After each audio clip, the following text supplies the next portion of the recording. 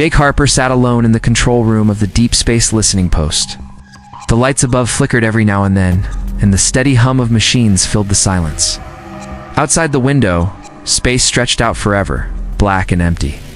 This post was on the far edge of human territory, far from any real planet or station. Jake had been stationed here for over 6 months, and nothing had ever happened. He leaned back in his chair, holding a warm cup of coffee. The others on the station were either asleep or working in different sections. Jake liked the quiet, gave him time to think. He missed home sometimes, missed the green parks and the sound of cars, but he had chosen this life. Then something changed. Soft beep came from the console beside him. It was the long-range sensor. Jake frowned and leaned forward. The screen showed a strange signal. It was not natural, not like any star or rock or known ship. It was sharp, patterned, and repeated every few seconds. Jake's hands moved quickly over the controls. He adjusted the frequency, trying to get a better reading. The signal grew stronger. It was coming fast, straight toward the station. He pressed the alert button and red lights began to flash. "This is Harper," he said into the mic. Unknown signal approaching fast. It might be a ship. Within minutes, the other crew members arrived. Captain Nora Grant stood beside Jake, looking at the screen. She was calm but alert. "Anything yet?" "Not yet," Jake said. "But it's big. And it's not broadcasting any known ID code." The station's defense systems powered on. Railguns locked into place. The small crew prepared for the worst. Then, the radar showed the object slowing down. The shape of a ship appeared on the screen. It was smooth, silver, and shaped like a long spear. It didn't match any human or known alien design. "They're hailing us," said Luis from the comms panel. "Put it on," the captain said. A voice came through the speakers. It was soft but clear, and it spoke perfect English. "We mean no harm. We request permission to dock. We seek peaceful contact." Everyone looked at each other. The captain hesitated. "Who are they?" she asked. "They didn't say," Jake said. "Send a reply," Captain Grant said. "Tell them we will allow docking, but only one of us will meet them." Jake stepped forward. "I'll go." Nora looked at him. "Are you sure? Want to see who they are?" Jake suited up and walked to the docking bay. The alien ship connected with the station. The airlock hissed open. A group of figures stepped out. They wore smooth silver armor with no marks or colors. One of them stepped ahead. She was tall, graceful, and her helmet hid her face. Jake stood still. His heart pounded. The figure reached up and removed her helmet. Long silver hair fell over her shoulders. Her skin was pale, almost glowing. Her eyes were bright violet, and her face looked human but more perfect than any face Jake had ever seen. He whispered without thinking, "Stunning." She heard him and gave a small smile. Then she spoke. "I am Zaryth. I am Princess of the Alari Empire. I come to seek help." Jake didn't move. He stared at her, still trying to believe what he was seeing. Zaryth stepped closer. "Do not fear. We're not here for war." Jake found his voice. "Why come to us?" "Because your kind fights when others run. I read your history. Chose to come here." Behind him, the captain's voice came through the radio. "Jake, are you okay?" "I'm fine," Jake said. "They're not hostile." Zaryth looked into his eyes. "May we speak in peace?" Jake nodded. "Yes, come with me." He turned and led her down the hall. Behind them, the rest of her group followed in silence, and it felt like the beginning of something big. Jake could feel it in his chest. Everything was about to change. Jake walked beside Zaryth through the narrow halls of the station. Her steps were light and smooth. The other Alari followed behind her in silence. They didn't speak, but they looked around as if they were seeing something strange for the first time. Jake, relating.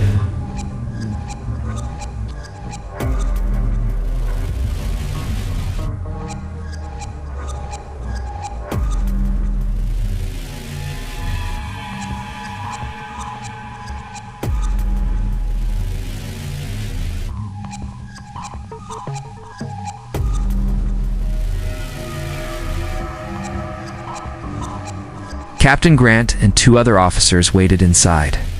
The humans stood tall, but there was tension in their eyes. The alien visitors looked peaceful, but no one wanted to lower their guard too soon.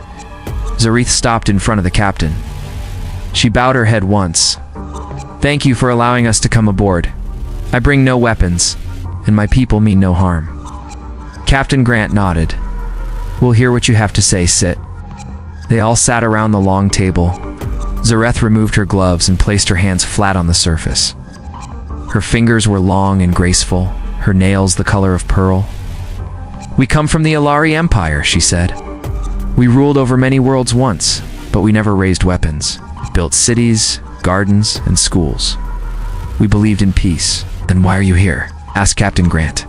"Because something dark is coming," Zaryth said. "A force called the Thrall.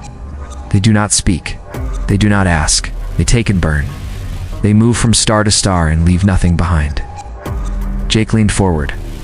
"Why haven't we heard of them?" "Because they only now move toward your part of space," she said. "They destroyed 3 of our core worlds. We tried to run. Our fleets broke apart. Now, I search for allies. Most shut their doors." Captain Grant looked at her. "And you think humans will fight?" Zaryth looked straight at Jake. "I read about your people. You do not bow. Even when weak, you push back." "I came here because I believe you will not run." Jake saw the truth in her eyes. It was not just fear, it was a call for help. Captain Grant stood and spoke into the comms. "Prepare a message for Central Command. This is above us now." While the message was sent, Jake showed Zaryth around the station. She asked many questions. She touched the cold metal walls and looked out the windows at the stars. "Your world," she said, "is full of noise and light, but it feels alive. It's messy," Jake said. "But we fight for it." They stopped by the observatory. The glass dome showed the stars like tiny fires. Zaryth looked up. Her eyes shimmered in the low light. "How many have died already?" Jake asked. "Millions," she said. "And more will if the Thrall are not stopped." "Do you have weapons?" She shook her head. "Our ships fly fast and hide well, but we never built tools for war." "Then how did you survive this long?" "We ran," she said, "and now we can't run anymore."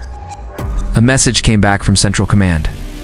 Earth Fleet would send 2 warships to escort Zaryth's group to High Command for full talks. The station would hold position. That night, Jake sat with Zaryth in the empty mess hall. She ate slowly, curious about human food. She smiled when she tasted warm soup. "I thought your kind wouldn't eat our food," Jake said. "My kind will try," she said. "If it means peace?" Jake looked at her and she looked back. He saw not just an alien, saw someone tired, brave, and holding on to hope. "Why did you come yourself?" he asked. "Why not send a general or a minister?" "Because they would speak with pride. I speak with truth. And what if Earth says no? Then I will keep searching, till there is no one left to ask." Jake didn't answer. He just sat with her, the soft hum of the station around them. In that moment, nothing else mattered. It's not orders, not titles, not the distance between stars. Only the quiet promise of standing together when darkness came. Outside, the stars still burned. But now one of them held a chance. 2 days later, the human warships arrived. They were large, gray, and filled with weapons. They moved like hunters through space. Jake stood on the deck with Zaryth as the ships came into view. Her eyes followed their shape. She said nothing, but Jake saw the way her hands tightened at her sides. "They won't hurt you," he said. "I know," she replied, "but I've never seen ships made for war before." Soon, the Alari ship was guided toward the lead human vessel. The docking was smooth. Jake walked beside Zaryth again, this time inside a ship built for battle. The halls were wide and lined with soldiers. They stood tall and silent as the group passed. The meeting room on board was different, darker, harder. Men and women in uniforms sat around a metal table. One of them stood as Zaryth entered. She wore a black coat with silver pins on her chest. "I am Admiral Lewis," she said. "You may speak freely here." Zaryth gave a small bow. "Thank you. I come with no power, only a warning."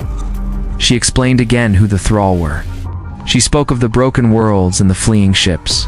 She told them how her empire was made for peace, not war. How the other powers had turned their backs, how she had come alone. Admiral Lewis listened without a word. When Zaryth finished, the Admiral looked around the table. Then she looked at Jake. You believe her? She asked. Yes, Jake said. She told us the truth, and we saw how she came. No fleet, no weapons. It's just a message, Lewis nodded. We picked up strange readings near the systems she named. Burned planets. Missing moons. Something's out there, another officer asked. But why risk our people? This isn't our war. Zaryth stood straighter. You are right. It is not your war. It will find you in time. The thrall do not stop. They do not speak.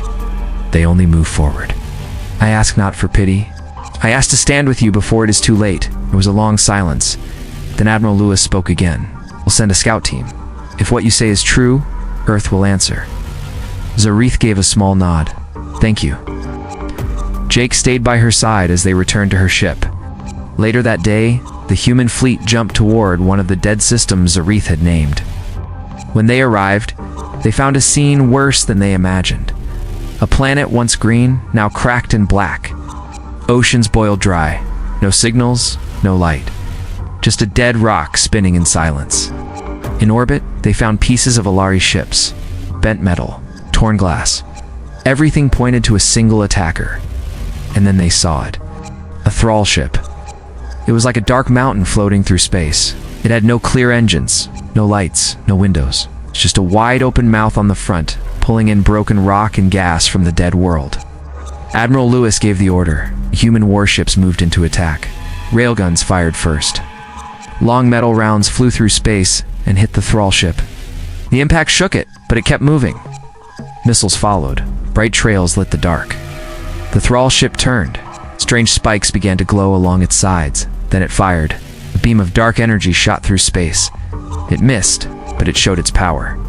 The human ships split up, moving fast. They hit again and again. Finally, a railgun round struck deep into the thrall ship's side. The creature let out a sound, not through speakers, but into the minds of the crew. It was a cry, deep and cold. Then, the thrall ship broke apart. Its black body cracked and drifted. Silence returned. On the Alari ship, Zaryth watched from a screen. Jake stood behind her. She looked back at him. You fought like no one else. You didn't wait. You acted. That's how we survive, Jake said. She looked at the screen again. Maybe that's how we all survive now. Messages were sent back to Earth. The threat was real. The fight had begun. And for the first time, the galaxy had seen what humans could do. The human fleet stayed near the ruined system for 2 more days. Scout ships searched the area. They found no signs of life. Only more wreckage. The Alari scanned the remains of their old ships. The names on the broken plates made Zaryth go quiet. Jake watched her as she placed her hand on one twisted hull. She closed her eyes. She didn't cry, but her silence said enough. Later that night, Jake sat with her in the small room given to her on the human ship. She stared at the wall, then turned to him. These were my people, she said. They believed in the stars. They never wanted war, and now they float in pieces. Jake nodded. I know we can't bring them back, but we can make sure more don't die. Zaryth looked at him. You speak with fire in your voice. Where does it come from? From Earth, he said. We grow up learning that life is hard, but we fight anyway. Not because we want to, because we have to. The ship received new orders. They were to escort Zaryth to Earth. High Command wanted to meet her in person. The thrall ship had proven the danger was real. Jake and Zaryth boarded a fast carrier and left for Earth. During the journey, they trained together in the gym room. Jake showed her how human soldiers moved and fought. Zaryth was fast, light on her feet. She picked up things quickly. She asked questions. She watched every move. You never needed this before, Jake said. Oh, now I do, she said. They shared meals in the mess hall. Crew members started to greet her with nods. At first they stared. Now they smiled. Zaryth listened to their stories. She asked about their homes. She learned their names. One evening, Jake brought her to the top deck. The glass above showed a clear view of space. A small moon passed nearby. Its light fell on her face. When I was young, she said, I used to watch the stars and dream of peace. Now I look at them and wonder how many are still alive. Jake didn't speak. He just stood beside her. Thank you, she said after a while. For what? For seeing me? Not as a princess. Not as a stranger. just as someone trying to hold on. "You're not alone," Jake said. When they reached Earth, the sky was filled with ships. Patrols moved like a dance above the planet. Defense lines were in place. The people of Earth had been warned. Galaxy had changed and they were ready. Zaryth stood before the Council of Earth. Leaders from many nations watched her speak. She told them what she saw, what she lost, what still could be saved. Jake stood in the back. He watched her speak with strength. She didn't beg. She didn't fear. She asked for a future they could build together. The vote was clear. Earth would stand with the Alari. Ships would be sent. Weapons would be built. Alliances would grow. Outside the building, crowds cheered. Some held signs. Some waved flags. Many just looked up at the sky, waiting for what came next. Zaryth walked beside Jake through the city. The buildings rose high, lights shining from every window. Sounds of life filled the air. "Your world feels alive," she said. "Because we don't know how to give up," Jake said. As night fell, they sat on a rooftop. Below, the city moved like a river of light. Zaryth looked at Jake. "I think your people are what mine hoped to be. And your people are what we forgot to be," Jake said. She smiled for the first time in days. A real smile. "What now?" Ow. she asked. "Now we fight together," Jake said. "And we show the thrall they came to the wrong galaxy." Stars above them burned brighter, and for the first time it didn't feel like the end. It felt like the start of something bigger. Weeks passed. The humans moved fast. Factories built new ships. Old warships were pulled from storage and given new weapons. The Alari helped where they could. They shared maps of space and told stories of thrall attacks. Human soldiers trained together with Alari scouts. One side brought strength, the other brought speed. Together, they became something new. Jake was made part of the new command team. He had seen the threat with his own eyes. He had stood beside Zaryth when the call first came. Now, he stood in war rooms, pointing to stars on a screen. Zaryth was always near. She wore a dark blue uniform now, not royal robes. She had chosen to be part of the fight. She learned fast. Generals listened when she spoke. She had no rank, but her voice carried weight. One day, the first full strike mission was launched. 3 human ships, 1 Alari scout vessel, and a team of mixed soldiers. Jake and Zaryth joined the mission. They jumped to a system close to where another thrall ship was last seen. As they arrived, the enemy was waiting. The thrall ship was larger than the last. It had strange shapes moving along its surface, pulled power from the sun itself. "We hit fast," said the mission lead. "No warning, no waiting." The ships moved in, railguns fired, missiles followed. The thrall ship responded. Dark beams tore through space. One human ship took a direct hit and split apart. No one spoke. They just kept fighting. Jake and Zaryth flew on a gunship. They dropped close to the enemy. Jake manned the weapons. Zaryth called out targets. They moved like a single mind. Below, on the surface of a nearby moon, thrall machines crawled. They were building something. Towers, weapons, maybe a gate, no one knew, but it had to be stopped. The gunship landed. Jake, Zaryth, and a squad ran out. The ground shook under their feet. They fired at the machines. Black metal cracked and burned. The air was full of smoke and heat. Zaryth moved fast. She used a human pulse rifle. She aimed with care and hit her marks. Jake stayed close. He watched her fight and knew this was no longer the same person who had come in peace. She had changed. The tower began to glow. A signal was rising into space. "We have to stop it," Jake said. They ran to the base of the tower. Explosion shook the ground. Other teams gave cover from above. Jake placed charges. Zaryth stood guard. The last wire clicked into place. "Go," Jake shouted. They ran. Tower burst into fire. The ground broke. Signal died. On the ship, the thrall started to pull back. Parts of it cracked. Light poured from its core. The human fleet pressed the attack. One final missile struck deep. The ship blew apart, dark pieces flying in all directions. On the ground, silence returned. Shh. Jake sat down, breathing hard. Zaryth sat beside him. "We did it," she said. This time, Jake said. "Next time too," she said. They looked up at the sky. Pieces of the enemy ship still burned like falling stars. Weeks later, a great meeting was called. Humans, Alari, and leaders from many other species came. They sat in a hall built in orbit above Earth. Banners of many colors hung from the walls. Zaryth stood before them. She wore the same uniform. Number crown, no jewels. She spoke with clear words. We were many, she said, and we were alone. Now, we are one, and we are not afraid. Jake watched from the side. He saw leaders nod. He saw old enemies shake hands. He saw something new begin. After the meeting, Zaryth walked to him.